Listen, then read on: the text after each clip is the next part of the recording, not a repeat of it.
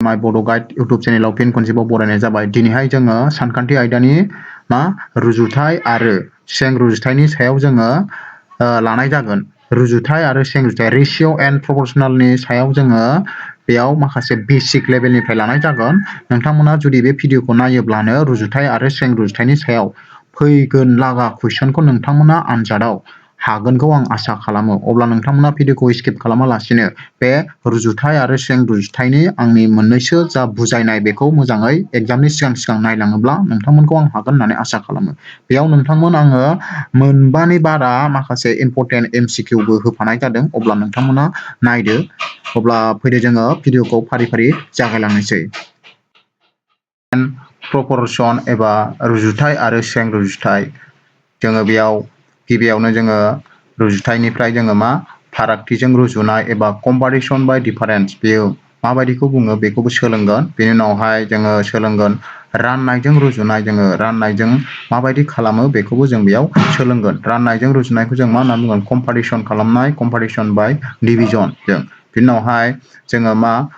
जा रुजुनायाव माखासे बिदाबफोर थायो, बे बिदाबखौबो जों सिनायथिगोन। बिनि उनावहाय रुजुथायखौ जोंहा गोरलै महरावहाय माबायदि लांनांगौ बेखौबो सोलोंगोन। बेनि उनावहाय जोङो समानलि रुजुथाय सोलोंगोन। समानलि रुजुथाय माबायदिखौ बुङो बेखौबो जों बे भिडिअआवनो सोलोंगोन। बेजों लोगोसे जोङो रुजुथायनि उनावहाय नैबे माबायदिखौ सें रुजुथाय बुङो बेखौबो जोङो सोलोंगोन।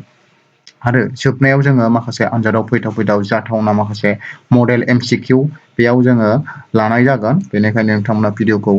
स्किप खालामालासिनो जोबजाबसिम नायोब्लानो नोंथांमोना बे रेशिय' आरो प्रपर्शन एबा रुजुथाय आरो सें रुजुथायनि सायाव जायखिजाया कुइसन फैया मानो बेखौ नोंथांमोना गोरलैयैनो सल्भ खालामनो हानाय जागोन आरो। अब्ला जों गिबियावनो बुजिग्रोनांगौ रुजुथाय। रुजुथाय मायनि मा, रेशिय' मायनि मा आरो सें रुजुथाय मायनि मा बेखौ मोनथिग्रोनांगौ एकदम बेसिकखौ। बेसिकखौ मोनथिबानो जोङो डाइरेक्ट MCQ कुइसनाव थांनो हागोन आरो। होमबा रुजुथाय मायनि जोङो एखे सानगुदि गोनां मोननै राशिखौ जुदि जोङो रुजुलायोना अब्ला बेखौनो जोङो मा होननानै बुङो? रुजुथाय। जेरै खम, बारा, बांसिन, एसेसिन बेबायदि बुङा होमबा बेफोरनो जाहैबाय रुजुनाय। रुजुनायाव जोंहा गोसोआव लानांगौ मोननै सानगुदिआ समान जानांगौ। जायखौ जोङो रुजुलायगोन ना बे रुजुजाग्रानि सानगुदिया मा जानांगौ? एखे। फर एग्जाम्पल हिसाबै जुदि मिटारबा मोननैबो मिटार जानांगोन सानगुदिया। बेबायदि किल'मिटारबा मोननैबो किल'मिटार जानांगोन। अब्ला बेफोर गासैखौबो बाथ्राखौ जोङो बे भिडिअआव मोनथिजोबगोन आरो। बेनिखायनो नोंथांमोना भिडिअखौ जोबजासिम नायबानो जाबाय। अब्ला बायदि जोङो भिडिअखौ फारि फारि जागायलांसै। गिबियाव फैबाय जों बेयाव फारागथिजों रुजुनाय बेनि जोङो सोमोन्दै लाग्रोनोसै। बेयाव जोङो गिबियावनो बुंखादों आङो जुदि मोननै एखे सानगुदि गोनां राशिफोरनि गेजेराव रुजुलायो अब्ला बेखौ जों मा होननानै बुङो? रुजुथाय होननानै बुङो आरो। मा होननानै बुंदों बेयाव? एखे सानगुदि। सानगुदिया मा जानांगोन? एखे सानगुदि। हमनानै लाबाय जोङो फारागथिजों रुजुनायखौ जोङो मोनसे एग्जाम्पल लानोसै। हमनानै लाबाय नैबेयाव बे सासे मानसि दं नङा होमबा? बेनि लिरथायालायनो जेनेबा 40 केजि बियो। बेना बेसेबां? 40 किल'ग्राम दङ। ओमफ्राय नैबे गुबुन सासे मानसि दंबावो आरोखि। बेनिया हमनानै लाबाय 30 केजि। बेनि केजिया बेसेबां? 30 केजि। दाना होमबा बे सानै मानसिनि रुजुथाय एबा सानै मानसिनि लिरथायखौ जोंहा रुजुलायनांगौ। सोरना बांसिन सोरना खमसिन। अब्ला बेबायदि रुजुनायखौनो जोङो मा होननानै बुङो? कम्पारिसन बाय डिफारेन्स होननानै बुङो। मिथिबाय लोगोफोर? फारागथिजों रुजुनाय। बेयाव नायदो बिनि गिलिरा बेसेबां? 40 केजि। आरो नैबे सासे मानसिनि हमनानै लाबाय आं बेखौ A होबाय, नैबेखौ B होबाय। नैबे A नि केजिया बेसेबां? 40 केजि। B नि केजिया बेसेबां दङ जोंना? 30 केजि दङ। मोननैनिबो सानगुदिखौ नायनायाव जों नुबाय मोनसेया केजि आरो नैबे मोनसेयाबो केजि। होमबा सानगुदिया एखे। सानगुदिया एखे जाबाय नालाय जोंहा रुजुनो हासिगोन। जुदि सानगुदिया एखे नङाब्ला बेखौ जुदि रुजुयोब्ला जोंना बे ओंथि गैयि जागोन। ओरैनो बेखार जागोन बे। सानगुदि एखे नङाबा जों रुजुनानै जेबो लाब गैया, ओंथि गैया जायो बे। ओंथि गैयि। नाथाय जोंहा ओंथि गोनां रुजुनोबा मा जानांगौ? बिसोरनि सानगुदिया एखे जानांगौ लोगोफोर। होमबाबो जोङो बिसोर सानैनि गेजेराव रुजुबा मोनबाय। फारागथिजों रुजुबा जों मा खालामनांगौ? दानख'नांगौ। 40 निफ्राय जुदि आङो 30खौ दानख'योबा बेसेबां मोनगोन? इकुवेल टु 10 मोनगोन आरोखि। 10 बिदि। होमबा जोङो बेनिफ्राय मा मोनथिखो? नैबे A नि लिरथाया नैबे B नि लिरथायनिफ्राय 10 किल'ग्राम बांसिन होननानै मोनथिबाय। अब्ला नैबे B नि लिरथाया A निफ्राय 10 किल'ग्राम खमसिन होननानै मोनथिबाय लोगोफोर। बेबायदि रुजुनायखौनो जोङो मा फारागथिजों रुजुनाय होननानै बुङो। आं मोनसेल' एगजामपोल लाबाय, मानो होनबा नोंथांमोना बेखौ मोनथिखाबाय जानांगौ। दानिया फैदो जोङो राननायजों रुजुनायखौबो सोलोंनोसै। दानिया बेयाव फैबाय जोंहा मा राननायजों रुजुनाय एबा मा कम्पारिजन्स अफ डिभिजन। राननायजों जों माबायदि रुजुनांगौ बेखौबो जोङो बेयाव सोलोंसै। बे राननायजों रुजुनायासो खुब इम्परटेन्ट लोगोफोर। कुइसना फैबा जोंना मा फैगोन, नैबे राननायजों रुजुनायनि सायावसो फैगोन। अब्ला जों बे राननायजों रुजुनायखौ मोजाङै मोनथिनांगोन आरो। होमब्ला हमनानै लाबाय दहायनि बायदि मोनसे एगजामपोल होयोब्ला नैबे सासे मानसिमोन जेनेबा ए, बे सासे मानसि, बिनि लिरथायाना बेसेबांनो, बिनि लिरथाया होनाय दङ जेनेबा 100 केजिनो बेना गिलिरा 100 केजि। ओमफ्राय नैबे आं गुबुन सासे मानसि लाबावबाय, बे बि, बिनि लिरथाया बेसेबां हमनानै लाबाय, बिनि लिरथाया 50 केजि, बिनि लिरथाया बेसेबां 50 केजि। दाना मोननैनिबो सानगुदिया एखे। दाना बेखौ जों माबायदि रुजुनांगौ, नैबे राननायजों रुजुनांगौ। होमबा राननायजों रुजुबा जों बोरै खालामगोन बेखौ, ओरैहाय लोगोफोर ओरै 100 केजि, नैबे रुजुथायनि सिन, नैबे इस्टुआ बेयो इस्टु कलन मोननै होनांगौ हो, बेखौ रुजुथाय होननानै बुङो। ओमफ्राय मोनसेया बेसेबां 50 केजि बेबायदि लिरो हा। बेबायदि नैबे सिनखौ नोंस्रा गोसोआव लानांगोन, मा बेयो रुजुथाय बेयो। ओमफ्राय नैबे फार्स्टआव लिरजानायखौ जों मा होननानै बुङो, गिबि बिदाब होननानै बुङो। ओमफ्राय सेकेन्डआव लिरनायखौ जों मा होननानै बुङो, नैथि बिदाब। नैबे फार्स्टआव लिरनायखौ मा बुङो, गिबि बिदाब। सेकेन्डआव लिरनायखौ मा बुङो, नैथि बिदाब। बिदाबा मोननै दं बेयाव, मानो होनबा जोंहा रुजुनायाव मोननैनि गेजेरावसो रुजुगोन। होमबा जोङो बेखौ बोरै लिरनो हायो, ओरैहाय लिरनो हायो। राननायजों रुजुनाय माने नैबे इस्टुनि जायगायाव जोङो ओरै राननाय सिन होयो लोगोफोर। राननाय सिन होखांनायनि उनावहाय मा खालामो, नैबे फार्स्टआव थानायखौ गोजौआव होयो ओरैहाय 100, ओमफ्राय उननिखौ गाहायाव होयो ओरै 50खौ गाहायाव बेबायदि। दाना बेनि उनावहाय जोंहा बेखौ दानलायनानै मा खालामनांगौ, स्मलेस्ट फर्माव एबा दुइसिन महराव लांनांगौ। होमबा दानबा जोङो माजों दाननो हायो, खेबसेनो बिसोरनि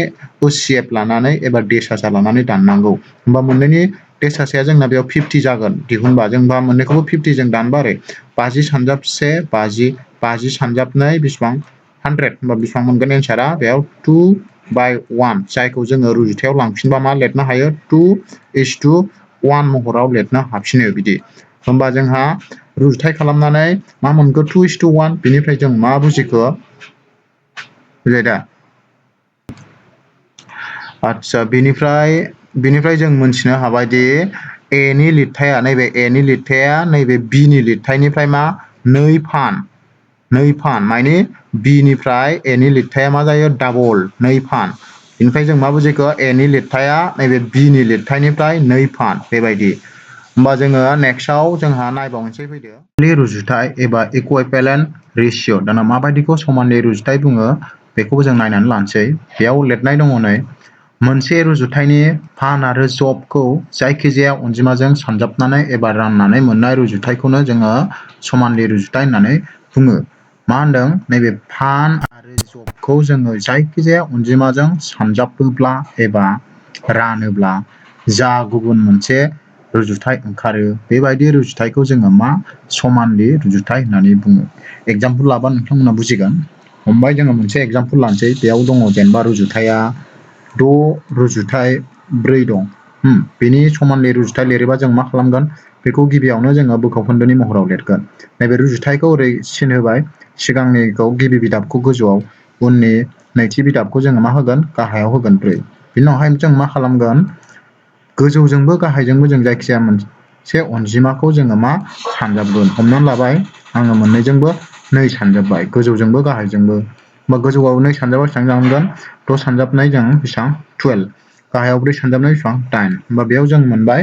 बेसेबां मोनखो, 8/12। बेखौ आं लिरोबा रुजुथाय महराव लिरोबा ओरै 12 रुजुथाय 8 लिरनो हाबाय। होमबा बे 12 रुजुथाय 8आबो मा जाहैबाय, नैबे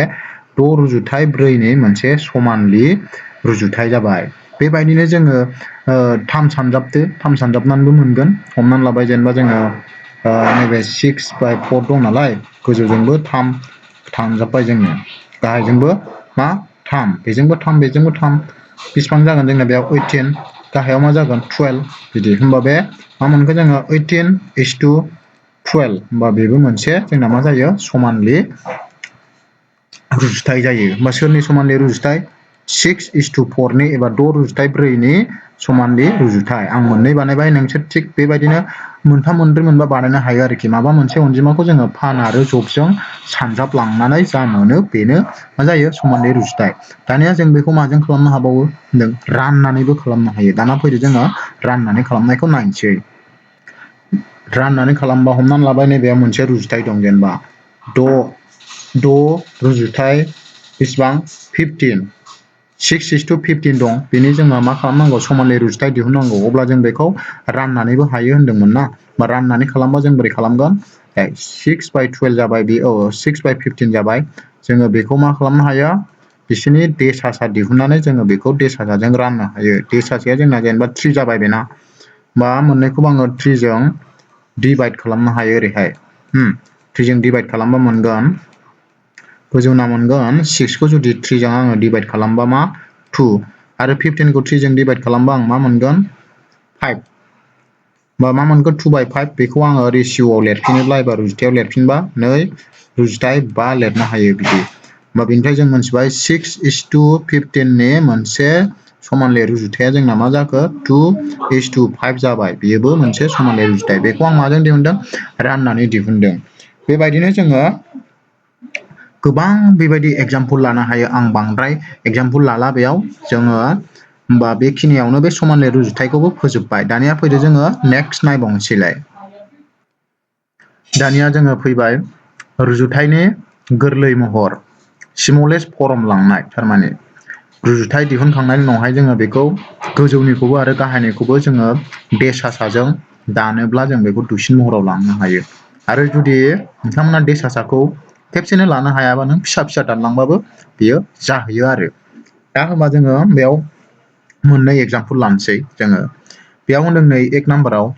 5 रांखौ 50 फैसाजों रुजुनांगौ दाना बेयाव जोंहा सिगाङाव जों बुंखादोंमोन रुजुनांगौब्ला जोंना सानगुदिया मा जानांगौ एखे जानांगौ बेयाव नुबाय मोनसेया 5 रां आरो मोनसेया 50 फैसा होमबा सानगुदिया गुबुन गुबुन जुदि सानगुदिया बेबायदि आलादा आलादा एबा गुबुन गुबुन जायोब्ला जोङो रुजुनो हाया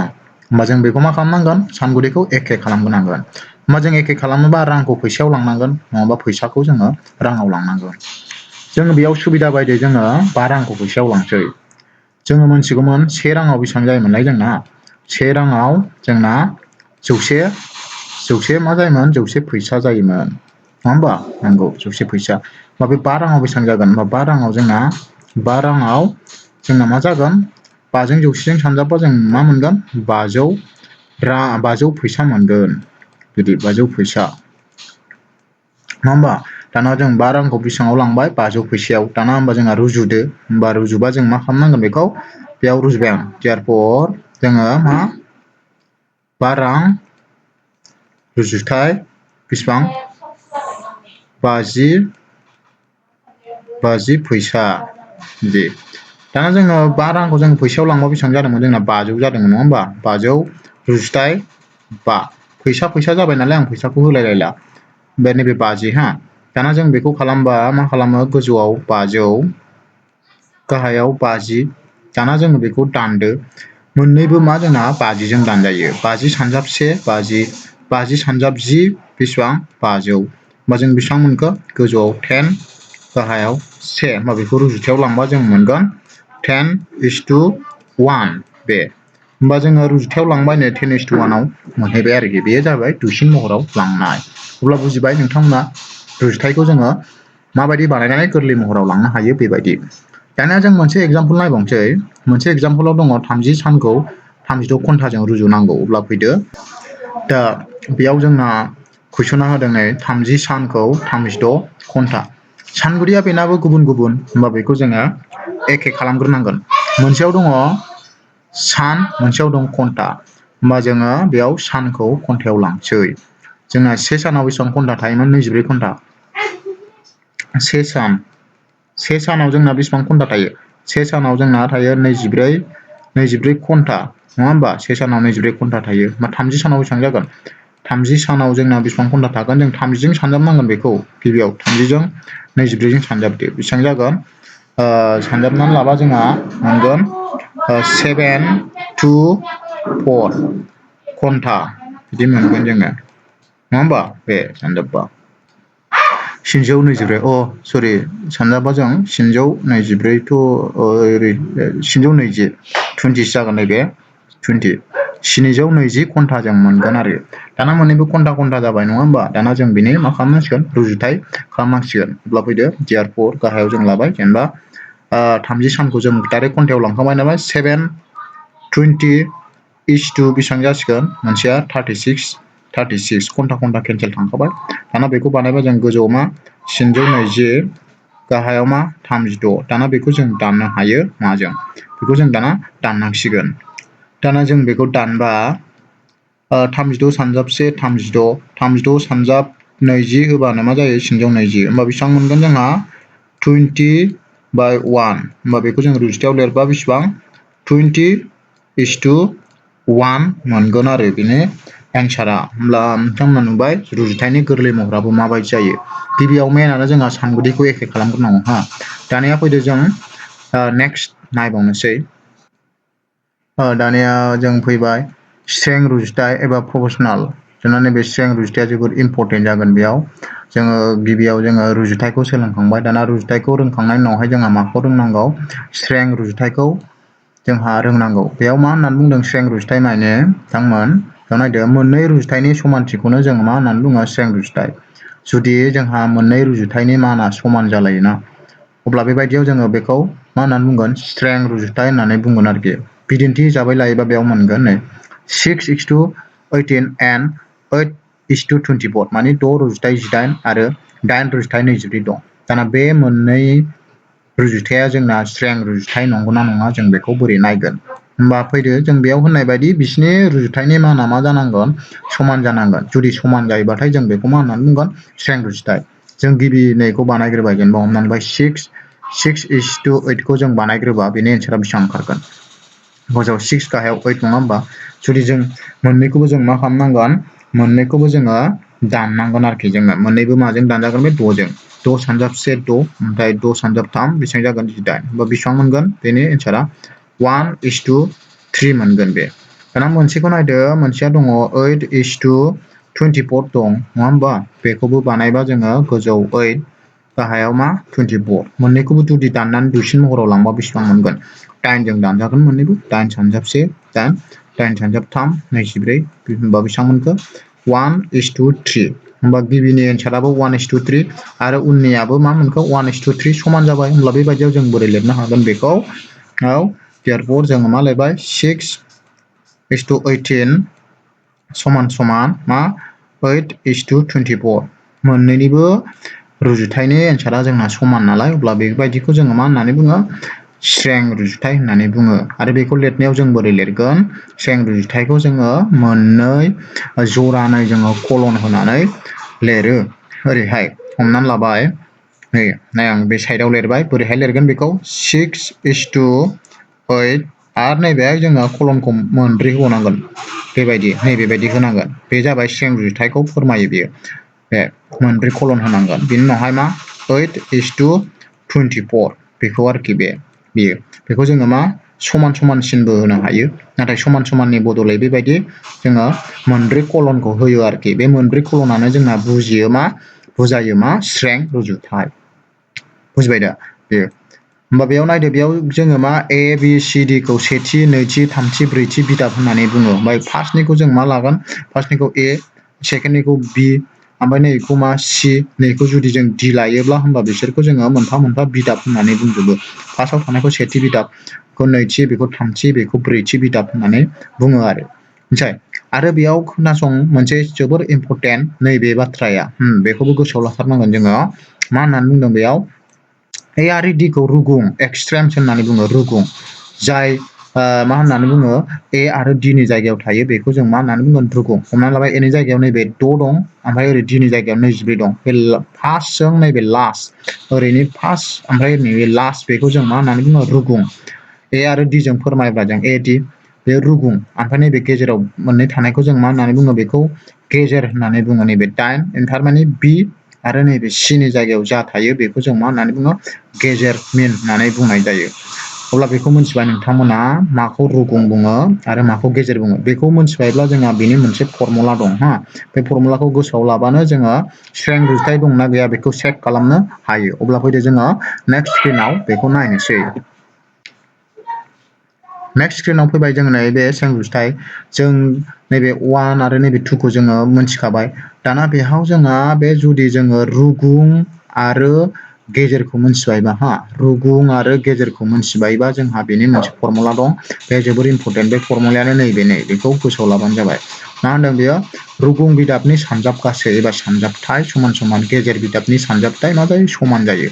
रुगुंजों रुगुंखौ सानजाबनानै मोननाय सानजाब गासै ओमफ्राय गेजेरनि मोननैखौ सानजाबनानै मोननाय सानजाब गासै मा जानांगौ समान जानांगौ थारमाने जोङो रुजुथायाव ओरै होयोमोन नालाय जेनेबा A:B बेयाव जोंहा स्ट्रें रुजुथाय बियो ओमफ्राय मा C:D बेबायदि थायोब्ला जोंहा मा नैबे A जों D जों सानजाबनानै मोननाय ओरैहाय A जों D जों सानजाबनानै मोननाय AD आ मा जागोन सोरजों नैबे B जों C जों सानजाबनानै मोननाय BC जों मा जागोन समान जागोन जे बेबायदि समान जायोबाथाय जोङो बे रुजुथाय मोननैखौ मा बुंगोन स्ट्रें रुजुथायाव दङ एबा स्ट्रें रुजुथायाव थायो होननानै जोङो बुंगोन मिथिबाय दा जोङो बेखौ नायनानै मोनसे एगजामपोल लानोसै बेयाव नै 2,8,18,54 स्ट्रें रुजुथाय नंगौना नङा बेखौ जोङो चेक खालामगोन दा बेवहाय जों बेखौ नायोब्ला जोंहा A नि जायगायाव मा दं A नि जायगायाव जोंना मा दं 2 दं B नि जायगायाव जोंना मा दं 8 दं C नि जायगायाव मा दं जोंना 18 आरो D नि जायगायाव मा दङ जोंना 54 दं होमबा जोंना नैबे फर्मुलाखौ बाहायनानै जोंहा जुदि समान जालायोब्ला जों बेखौ मा होननानै बुंगोन स्ट्रें रुजुथाय अब्ला जों खालामोबा ओरैहाय मोनबाय जोंना गुदि रुगुं बिदाबनि सानजाबथाय बेयाव ओरै होबाय 2:8 ओमफ्राय नैबे मोनसेयाव मा दङ 18:54 दङ बा नैबे A नङा होमबा नैबे B नैबे C नैबे मा D बा जोंना गिबियाव मा खालामनांगौ रुगुं बिदाबनि सानजाबनांगौ हा A जों जों नैबे 54 जों सानजाबगोन ओरैहाय मिथिबाय दा मा A into D ओमफ्राय ओरैहाय जों मा खालामगोन B जों C जों सानजाबगोन माजों B जों C जों गेजेर बिदाबखौ A जों D जों सानजाबा जोंना A आव 2 दङ ओमफ्राय D आव बेसेबां दङ 54 दं सानजाबा बेसेबां मोनगोन 9 सानजाब 8 9 सानजाब 10 108 दानिया जों गेजेर बिदाबखौबो सानजाबनोसै B जों C जों B आव दङ 8 C आव 18 सानजाबबा जों बेसेबां मोनगोन 1 बेसेबां मोनगोन 144 बेनिफ्राय खेल खालामदो जोंहा नुबाय गेजेर बिदाबखौ सानजाबबाय BC जों सानजाबा 144 ओमफ्राय AD जों सानजाबनानै 108 मोनबाय समान नंला मिथिबाय समान नंला नालाय जों बेखौ मा होननांसिगोन जोंहा नैबे AD जों सानजाब गासै आरो BC नि सानजाब गासै समान नंला नालाय ओरै दानफ्रुबाय नालाय समान नंला बेखायनोथ' बेयो होनाय रुजुथायफ्रा जोंना मा स्ट्रें रुजुथाय नङा जाहैसिगोन बेयो नङा दा जों मोनसे एगजामपोल लाबावनोसै बेनो फैदो दा बेयाव फैबाय जोंहा स्ट्रें रुजुथायनिफ्राय मोनसे कुइसन बेयाव मा होनदों कुइसना जुदि x is to 18 ओमफ्राय बे स्ट्रें रुजुथाय 5 रुजुथाय 3 जायो अब्ला x नि मानखौ दिहुन जुदि नैबे x रुजुथाय 18 आरो 5 रुजुथाय 3 नि गेजेराव जुदि स्ट्रें रुजुथाय जालायोब्ला बे x नि माना बेसेबां जागोन 30 ना 34 ना 40 ना 50 बेखौ दिहुननांगौ एगजामाव बेबायदि कुइसन फैनो हागौ लोगोफोर बेखायनो आं एगजामाव फैथावनाखौल' बेयाव सेलेक्टेड खालामनानै होनाय जासिगोन आरो बेयाव मा नायदो जों बेखौ बोरैहाय खालामनानै x नि मानखौ दिहुनगोन जोंना नैबे फर्मुलाया गोसोआव दंखायो नालाय फार्स्टआवनो जोङो मा खालामनांगौ रुगुं बिदाबनि सानजाबथाय लास्टआव मा दं बेना x आरो नैबेना मा दं 3 होमबा जों मा खालामनांगोन x जों 3 जों सानजाबगोन बिनि उनावहाय मा खालामनांगोन ओरै समान समान सिन बोनानै नैबे स्ट्रें रुजुथाय मानि समान समान सिन जायो हा समान समान सिन होननानै दाना गेजेर बिदाबखौ सानजाबदो गेजेर बिदाबाव मा दङ 18 आरो 5 18 into 5 सानजाबदो दा जों मा खालामनांगौ x खौ दिहुननांगौ नालाय आङो x खौ लाखियोब्ला नैबे 3 मा खालामगोन समान समान बारनानै थानायखौ डिभाइड खालामहैगोन ना 18 सानजाब 5 खौ जोंहा मा 3 ओरै डिभाइड खालामगोन जुदि रानोबा जों 3 जों 18 खौथ' दाननो हाबाय 3 सानजाब 6 होबानो मा जायो 18 बा बिथांमोनखौ जोंहा 6 सानजाबबा मोनबाय 6 सानजाबबा बेसेबां जागोन 30 जागोन बेयाव होमबा कारेक्ट एन्सारा बेना मा जायो 30 होमबा 30 दंना गैया नुबाय नै जोङो नैबे अपसन ए आव 30 दं अपसन ए आ बेनि कारेक्ट एन्सार जागोन आरो बुजिबाय दा नोंथांमोन दाना जों मोनसे एग्जाम्पल लाबावनोसै एग्जामाव फैथावना स्टाइलाव होमबा फैदो जोङो नायबावनोसै आदसा बेयाव जोङो गुबुन मोनसे एग्जाम्पल लाबावबाय बेयाव जोङो गुबुन मोनसे एग्जाम्पल लाबावबाय कुइसनाव दङ जोंहा नै 3 रुजुथाय बा स्ट्रें रुजुथाय 21 रुजुथाय x जायो x नि मानखौ दिहुन बा x नि मानखौ दिहुननांगौ बेनाबो जोंना मा होनाय दङ जोंना बेयाव रुजुथाया एबा स्ट्रें रुजुथाया होनाय दंखायो दाना बेनिफ्राय जों मा दिहुननांगौ x नि मानखौ अब्ला जोंहा नैबे फर्मुलाखौ बाहायनोसैलाय बे जोबोद इम्परटेन्ट लोगोफोर फर्मुलाया बेखौ गोसोआव लाथार दाना जोंहा होमबा फर्मुलाया मा जायोमोन जोंना गिबियाव रुगुं बिदाबनि सानजाबथाय थारमाने जोंना मा a जों d जों सानजाबनांगौ समान समान बिनि उनावहाय जोंना गेजेर बिदाबा मा थायोमोनलाय b जों c जों दाना जोंना a आव मा दङ a आव 3 दङ ओमफ्राय d आव x दङ होमबा 3 जों x जों सानजाबगोन बिनि उनाव जोंना गेजेराव मा दङ b आव 5 दङ ओमफ्राय c आव मा दङ 21 दङ बे दाना जोंहा x खौ दिहुननांगौ नालाय आं x खौ लाखियोब्ला नैबे 3 आ मा डिभाइड खालामहैसिगोनलाय माखौ 5 सानजाब 21 खौ बे 3 आ ओरै डिभाइड खालामहैसिगोनलाय दाना दानदोलाय 3 सानजाब 7 होबा मा जायो 21 जायोना होमबा मा आग्लायखो दा 5 सानजाब 7 बेसेबां जागोन जोंना 35 नङा होमबा बे होमबा 35 आ अपसनाव दंना गैया जों नुबाय अपसन नाम्बार बि आव दङ बे होमबा नोंथांमोना माबायदि दिहुननांगौ जुदि स्ट्रें रुजुथायाव बेबायदि होनानै जुदि x नि मान माबा मोनसे बिदाबनि मानखौ दिहुननो थिनबा जोङो बे फर्मुलाखौ गोसोआव लानानै बे फर्मुलाजों दिहुननो हायो लोगोफोर बे फर्मुलाया एकदम गोसोआव लाथारनांगोन हा बे फर्मुलाया गोसोआव थाबानो जोङो जायखिजाया मोनसे बिदाबखौ दिहुननो थिना मानो जोङो बेखौ गोरलैनो दिहुननो हागोन होमब्ला बेखिनियावनो जोंहा बेयो जोब्बाय हा दानिया जोङो आनजादाव फैथाव माखासे MCQ लानाय जासिगोन अब्ला नोंथांमोना भिडिअखौ जोबजासिम नायबानो जाबाय एक नम्बर कुइसना बुंदों बेयाव नै जुदि a:b आ बेसेबां जायो नो 2:3 आरो b:c आ बेसेबां 4:5 जायो अब्ला अब्ला मा दिहुननांगौ जोंहा 5a:3c नि मानखौ दिहुननांगौ अब्ला बे माना जागोन जोंना a जागोन ना b जागोन ना c जागोन ना d जागोन बेखौ दिहुननांगौ अब्ला नोंथांमोन बेबायदि कुइसना जोंना बायसान्स फैयोब्ला जों बेखौ माबायदि सल्भ खालामो नायबानो जाबाय जोंहा मा दिहुननांगौ a:c जोङो नैबे 5 आरो 3 खौ दोनथ'नानै जुदि जोङो a:c खौल' लाग्रोयो थारमाने a आरो c नि मानखौ जों दिहुनग्रोयो एबा दिहुननानै जों मोनद्रोयोबाथाय नैबे 5a रुजुथाय 3c खौ जोङो मोनखागोन बा बेखौ जों माबायदि खालामगोन समान समान जोंहा मा गिबियाव बेसेबां होनाय दङ जोंहा a:b सानजाब होनांगोन बेयाव सानजाब मा होनाय दं मोनसेया b:c बेबायदि खालामनांगोन बेनिफ्राय जोंहा मा मोनगोन a रुजुथाय c नि मानखौ मोनगोन बा जों बेखौ बोरै खालामनाय गोजौआव a गाहायाव मा b सानजाब नैबेना गोजौआव b गाहायाव मा जागोन c दाना जों बेखौ बहायबा a आव बेसेबां दङ जोंहा 2 ओमफ्राय b आव बेसेबां दङ 3 होमबा जों बेखौ होगोन 2/3 इनटु नैबेना b:c आव मा जागोन b आव 4 c आव मा जागोन जोंना 5 बेबायदि दाना जोंहा गोजौजों गोजौ गाहायजों गाहाय सानजाबदो 2 सानजाबदो मा जागोन 8 3 सानजाबबा मा जागोन 15 जागोन बे थारमाने बेखौ बानायबा जों मोनगोन 8:15 मोनगोन a नि जायगायाव 8 ओमफ्राय b नि जायगायाव 15 दाना जोंना कुइसनाव मा होदों नै 5a:3c सो नै बिथिं आं लिरबाय बेखौ 5a:3c होमबा जोङो बेखौ मा खालामनांसिगोन 5 सानजाब a नि जायगायाव जों दा 9 मोनबाय नालाय बेयाव 9 होनांसिगोन बेखौ ब्रेकेट होबाय आङो 3 सानजाब बेनाबो c नि जायगायाव मा मोनखो 15 मोनबाय नालाय बिदि 15 होदो बिनि उनावहाय जों बेखौ बानायबा बेसेबां जागोन 5 सानजाब 10 बेसेबां जायो 40 3 सानजाबा बेसेबां जायो बेखौ दिहुननांगोन 3 सानजाबा 15 सेथिले दोनबाय 3 3 4 5 45 बेबायदि दाना बेखौ जोङो दुइसिन महराव लांनानै जा मोनो बेनो बेनि एन्सार जागोन गोजौआव 40 गाहायाव 45 दाना दानबा जोङो बेखौ जुदि 5 जों दानोब्ला आङो 5 सानजाब 8 होयोबा मा जायो 40 5 सानजाब 9 होयोबा मा जायो 45 बेसेबां मोनगौ 8/9 खौ आङो जुदि रुजुथायाव लिरबा मा लिरनो हागोन बेखौ जोङो 8:9 लिरनो हागोन 8:9 8 रुजुथाय 9 होमबा 8 रुजुथाय 9 आ बिनि एन्सार होमबा बे दंना गैया अपसनाव नुबाय नै 8 रुजुथाय 9 नैबे ए नम्बर अपसन अब्ला बेयो बिनि कारेक्ट एन्सार जायो आरो दानिया फैदो जोङो नेक्स्ट कुइसन नायनोसैलाय दाना जोंहा 2 नम्बर कुइसनाव फैबाय नै जुदि 3x equal to 2k माने 3x जों 2k जों समान आरो 5y जों 8k जों समान जायो अब्ला x रुजुथाय y आ बेसेबां जागोन बेखौ दिहुननांगौ जोंना होनाय दङ बेसेबां मा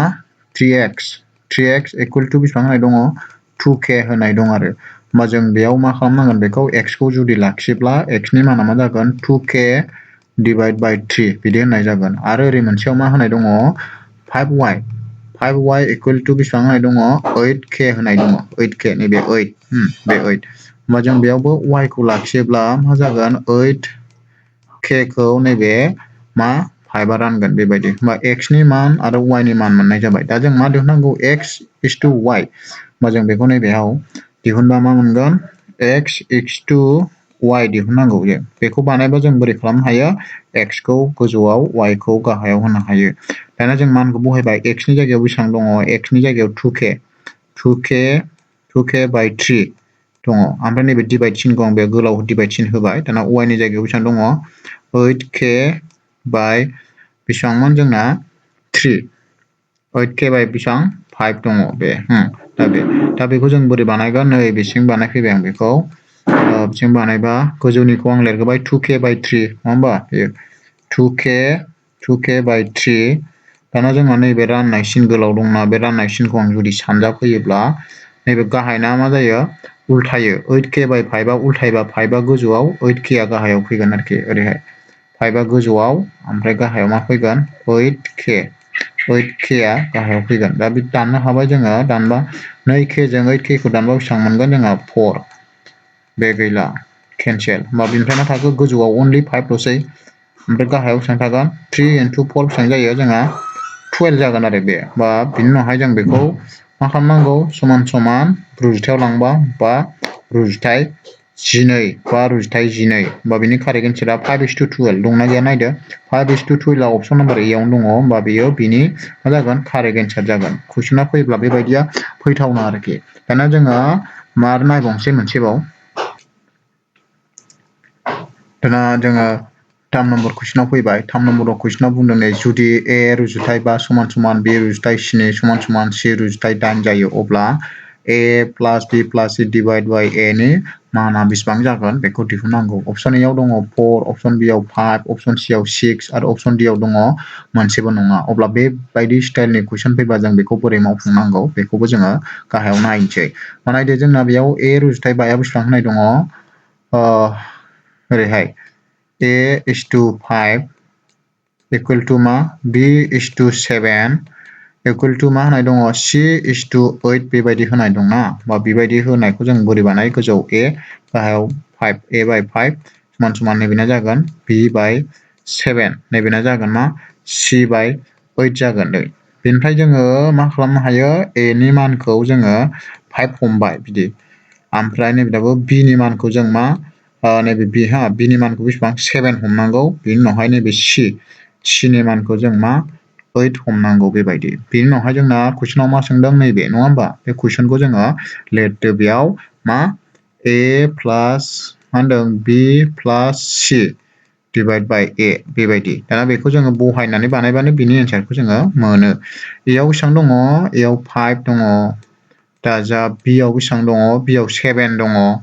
दाजाब ओमफ्राय c आव बेसेबां दङ 8 दङ नङा होमबा a आव जोंहा मा दङ 5 दङ बे होमबा जुदि आङो बेखौ दाजाबजोबोब्ला बेसेबां मोनगोन 5 दाजाब 7 दाजाब 8 20 नङा होमबा 20 मोनगोन गाहायाव 5 दाना 20 खौ आं जुदि 5 जों डिभाइड खालामोब्ला बेसेबां मोनो 4 मोनगोन आरो होमबा बे कुइसननि एन्सारा जोंना बेसेबां जागोन 4 दंना गैया नैबे अपसन नाम्बार ए आव 4 दङ होमबा बेनि कारेक्ट एन्सारा बेबायदिबो फैनो हागौ कुइसना दानिया जों मोनसे जोबथानाय कुइसन मोनसे नायबावनोसै दा मोनसे 4 नाम्बार कुइसन जोबथानाय कुइसन बेनो आচ্ছা बेयाव दङ जुदि माबेबा मोनसे अनजिमा 140 खौ 4:3 आव राननाय जायो मा रुजुथायाव 4:3 रुजुथायाव रानो अब्ला बिसोरनि बाहागो मोननायनि दाजाब गासैया जागोन दाजाब गासैखौ दिहुननांगौ बाहागो मोननायनि होमबा जोंहा बाहागो मोननाया बेसेबां जायो बेखौ सिगाङावनो बोखावग्रोनांगोन गासै बेसेबांखौ राननांगौ 140 खौ आरो 140 खौ राननांगौ बेसेबाङाव 4:3 होमबा जोङो मा खालामनांगोन बेबायदि कुइसन फैयोब्ला गिबियावनो जोङो रुजुथायखौ दाजाबनांगोन मा रुजुथाया दङ 4:3 बेखौ जों मा खालामनांगोन 4 + 3 दाजाबनानै लानांगोन होमबा गासै बाहागोआ बेसेबां 7 होमबा बेयाव बाहागो मोननै होनदों नालाय फार्स्ट बाहागो होमबा फार्स्ट बाहागोखौ आं रानोबा मा खालामनांगोन बेयाव 140 नङा होमबा 140 नि बेसेबां 140 नि बेसेबां मोनगोन बेयो 7 मा 7 बाहागोनि 4 बेबायदि फार्स्टनिया होमबा बेखौ बानायबा जोंहा 140 into मा खालामनांगोन 4/7 होमबा जोङो बेखौ दाननो हायोबा दानदो 7 सानजाब 20 मा जागोन बे 140 होमबा बेसेबां मोनगोन 20 सानजाब 4 बेसेबां 80 होमबा फार्स्ट बाहागोआ 80 दाना सेकेन्ड बाहागोआव जोंना बेसेबां जागोन सेकेन्ड बाहागोआव 140 नि बेसेबां मोनगोन बेयो 140 नि 7 बाहागोनि बेसेबां सेकेन्डआव बेसेबां दंमोनलाय 3 होमबा 140 नि 7 बाहागोनि 3 बिदि बेखौबो खालामबा बेसेबां नैबे नि जायगायाव जों मा होयो सानजाब होयो नङा होमबा 140 into मा जागोन 3/7 दाना दानबाय 7 सानजाब 20 मा जायो 140 जायो दाना 20 सानजाब 3ल' थाबाय बेसेबां 60 जागोन होमबा बाहागो मोननैखौ जोङो मोनबाय मा मोनसे 80 आरो मोनसे 60 दाना कुइसना मा होनदों बाहागो मोननैनि दाजाब गासैसो होनदों होमबा दाजाब गासैबा जोंहा बे बाहागो मोननैखौ प्लास खालामनांसिगोन माखौ 80 जों जुदि आङो 60 खौ प्लास खालामो बेसेबां मोनो नायदो 80 आरो 60 खालामो 80 140 नङा होमबा 140 मोनगोन बेयो होमबा बेनि एन्सारा जाहैबाय 140 अपसन नाम्बार ए 140 आनो बिनि मा जागोन कारेक्ट एन्सार जागोन आरोखि बे होमबा बेखिनियावनो जोंना एमसिकिउ लानायाबो जोब्बाय अब्ला नोंथांमोना बेखौ मोजाङै नायनानै बुजिबाय जानांसिगौ दानिया जोङो नेक्स्ट भिडिअआव जोङो मा खालामगोन सानखान्थि आयदानि जोङो मोननै मक टेस्ट लाबोगोन मोननै पार्ट 1 मक टेस्ट आरो पार्ट 2 मक टेस्ट लाबोगोन आरोखि आनजादनि सिगां गासै मोनसे मक टेस्टआव जोंना 30टा कुइसन थागोन बेयाव गासैबो सिलेबासनिफ्रायनो कुइसन थाजोबगोन अब्ला नोंथांमोना बेखौबो नेनानै थादो थाबैनो आङो बे साननैनि गेजेरावनो आङो मक टेस्ट मोननैखौबो लानानै फैगोन आरोखि अब्ला दिनैनि भिडिअआ बेखिनियावनो जोब्बाय गोजोन्थों